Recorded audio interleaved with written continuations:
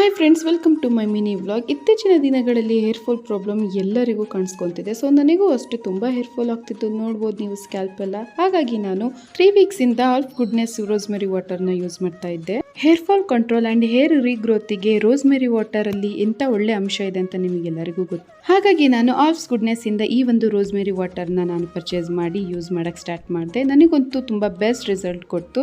ನಾನು ಇದು ದಿನಕ್ಕೆ 2 ಬಾರಿ ಯೂಸ್ ಮಾಡ್ತಾ ಇದ್ದೆ. ಈ ರೋಸ್ಮೆರಿ ವಾಟರ್ನ ನಾವು ಹೇರ್ಗೆ ಸ್ಪ್ರೇ ಮಾಡಿ ಜಸ್ಟ್ ಮಸಾಜ್ ಮಾಡಿದ್ರೆ ಸಾಕು, ಯಾವುದೇ ಹೇರ್ ವಾಶ್ ಅವಶ್ಯಕತೆ ಇಲ್ಲ.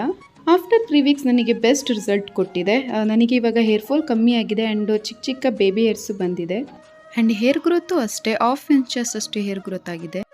ಎಲ್ಲರೂ ಮಸ್ಟ್ ಯೂಸ್ ಮಾಡಿ. ನಿಮ್ಮ ಒಂದು ಹೇರ್ ಪ್ರಾಬ್ಲಮ್ಗೆ ಇದು ಬೆಸ್ಟ್ ಸೊಲ್ಯೂಷನ್ ಅನ್ಬೋದು. ಸೊ ಮಾರ್ಕೆಟಲ್ಲಿ ತುಂಬ ಫೇಕ್ ಪ್ರಾಡಕ್ಟ್ ಇದೆ, ಅದನ್ನು ಪರ್ಚೇಸ್ ಮಾಡಿ ನೀವು ಮೋಸ ಹೋಗಬೇಡಿ.